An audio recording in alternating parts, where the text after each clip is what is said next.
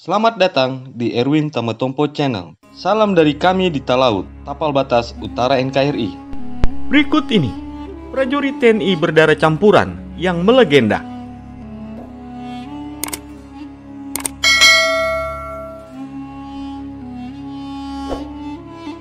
Prajurit TNI yang berdarah campuran dinilai memiliki historis masing-masing.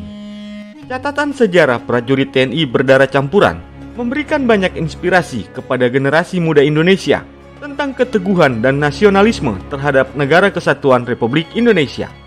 Berikut ini profil dan riwayat singkat 4 prajurit TNI berdarah campuran yang melegenda tersebut. 1. Letnan 1 Pierre Tendean. Lahir di Jakarta pada tanggal 21 Februari 1939. Pierre Tendean merupakan perwira militer keturunan Prancis Minahasa. Ibundanya bernama Maria Elizabeth Cornet yang merupakan keturunan Prancis Belanda. Sedangkan ayah Pierre Tendean merupakan seorang dokter spesialis jiwa berdarah Minahasa yang bernama Aurelius Lamer Tendean. Nama Pierre Tendean atau lengkapnya Pierre Andries Tendean menjadi begitu melegenda karena merupakan salah satu pahlawan revolusi. Beliau menjadi salah satu korban peristiwa gerakan 30 September 1965. Sejak April 1965, Pierre menjadi ajudan Jenderal Besar TNI Abdul Haris Nasution dan tinggal di kediaman AH Nasution di Jalan Teku Umar nomor 40 Menteng, Jakarta Pusat. Pierre Tendean meninggal pada tanggal 1 Oktober 1965 di Jakarta pada saat malam peristiwa G30S. Dalam tragedi itu, Pierre Tendean berusaha melindungi Jenderal AH Nasution dengan mengaku sebagai Nasution saat pasukan Cakrabirawa menyerbu rumah Jenderal Besar tersebut. Jenazah Pierre Tendean ditemukan di sumur lubang buaya bersama 6 jenderal lainnya. Pierre Tendean menghabiskan masa mudanya di Semarang. Sejak sekolah, ia sangat ingin masuk Akademi Militer Nasional.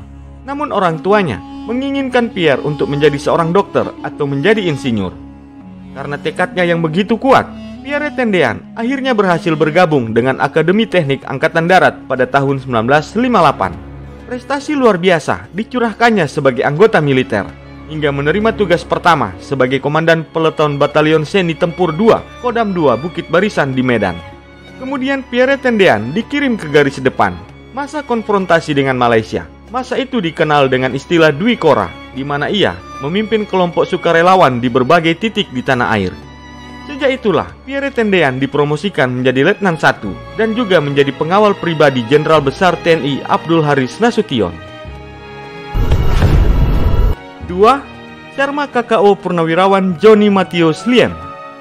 Serma KKO Johnny Mathieu Liem atau yang lebih dikenal dengan nama Johnny Liem merupakan sosok prajurit TNI Angkatan Laut kelahiran Bandung tanggal 3 April 1934. Beliau merupakan purnawirawan TNI Angkatan Laut yang berdarah Tionghoa.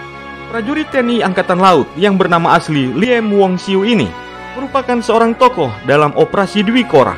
Beliau menjadi tokoh dalam Operasi Dwi Kora, yakni sebuah peristiwa perang yang terjadi antara Federasi Malaysia dan Indonesia di tahun 1962 sampai tahun 1966. Dirinya termasuk menjadi salah satu dari 4 KKO atau intai amfibi yang berdarah Tionghoa kala itu. Keahlian Johnny Liem yang melegenda ialah meluncurkan jarum, silet, dan mata kail pancing dari mulut. Tidak tanggung-tanggung, semburan dari mulutnya bisa mencapai sekitar jarak 30 meter, sehingga beliau dijuluki sebagai semburan mulut berbisa. Serma KKO Purnawirawan Johnny Mathieu Liem mendapatkan penghargaan dari Komandan Korps Marinir waktu itu, yakni Mayor Jenderal TNI Marinir Suhartono, di Museum Korps Marinir Kesatriaan Marinir Mukjizat Gedangan Sidoarjo pada hari Jumat tanggal 4 Desember 2020. Dalam kesempatan itu, Dan Kormar menyampaikan ucapan terima kasih dan sangat bangga kepada Johnny Mathieu Liem yang telah memberikan jasa dan pengabdiannya kepada NKRI melalui Korps Marinir TNI Angkatan Laut pada penugasan mulai Operasi Dwi Kora, Trikora, PRRI dan Permesta, DITII, RMS, dan Operasi Seroja. 3. Laksamana Muda TNI John Lee Cheng Chong.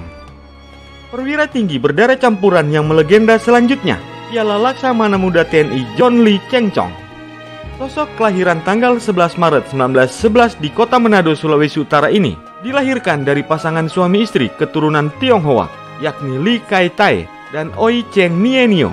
Pada masa Perang Dunia Kedua, beliau dan beberapa pemuda lainnya bekerja di maskapai pelayaran konflik Pakerat Maskapik atau KMP. Pada Februari 1946, usai kekalahan Jepang akibat pemboman Nagasaki dan Hiroshima, pada tanggal 6 dan 9 Agustus 1945, John Lee dan teman-temannya pulang ke Indonesia. Namun, saat beliau singgah 10 hari di Singapura, John Lee memanfaatkan waktu tersebut untuk mempelajari sistem pembersihan ranjau laut. Saat itu, Royal Navy di Singapura mengadakan pelatihan. Dengan mengikuti pelatihan ini, John Lee meningkatkan kemampuannya soal taktik perang laut, khususnya operasi kapal logistik di saat perang.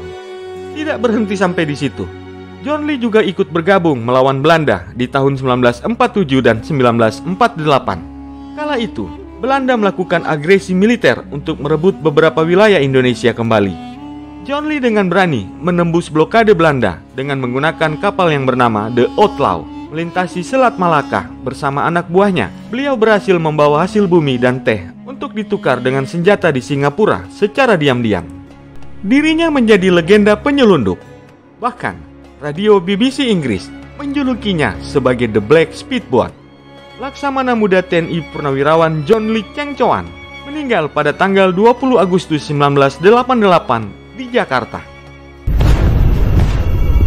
4. Letnan Kolonel Infanteri Muhammad Ijon Janbi. Letkol Infanteri Muhammad Ijon Janbi memiliki catatan tersendiri, terutama dalam sejarah berdirinya Komando Pasukan Khusus atau Kopassus. Beliau merupakan salah satu figur yang turut berperan dalam lahirnya Kopassus.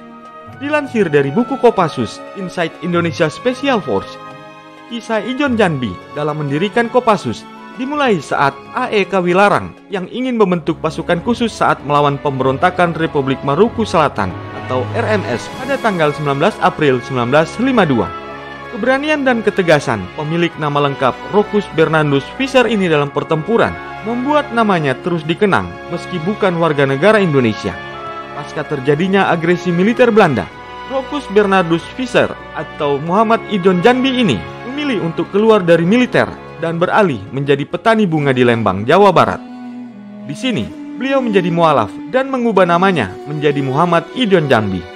Pria kelahiran tanggal 13 Mei 1914 di Boskop, Belanda ini kemudian hidup di Lembang dan kemudian ditemui oleh Letnan II Aloysius Sugianto untuk membahas pembentukan pasukan komando. Pasalnya, Ijon Janbi memiliki banyak keahlian bertempur, mulai dari keahlian menggunakan senjata hingga pertarungan tangan kosong. Seiring berjalannya waktu, pasukan elit ini semakin matang. Mereka berhasil mengatasi pemberontakan DITI dan PRRI Permesta. Dari peristiwa tersebut, niat untuk pembentukan pasukan khusus di TNI Angkatan Darat semakin besar. Pengangkatan Ijon Janbi menjadi Mayor Infanteri TNI dengan NRP 17665 ini diputuskan oleh Menteri Pertahanan kala itu, yakni Sri Sultan Hamengkubuwono yang ke-9 pada tanggal 1 April 1952. Ijon Janbi mendapatkan tugas untuk melatih para perwira dan bintara dalam pembentukan pasukan khusus Kesatuan Komando Teritorium Tentara 3 Siliwangi yang disingkat KESKO 3, kemudian dibentuk pada tanggal 16 April 1952. Pasukan tersebut dipimpin langsung oleh Ijon Janbi, dan tanggal tersebut juga diperingati sebagai hari jadi Kopassus. Ijon Janbi sendiri meninggal pada tanggal 1 April 1977 di Rumah Sakit Pantirapi, Yogyakarta. Itulah dia, prajurit TNI berdarah campuran yang melegenda. Semoga tayangan ini bermanfaat dan dapat menambah wawasanmu ya guys. Sampai jumpa di tayangan kami selanjutnya.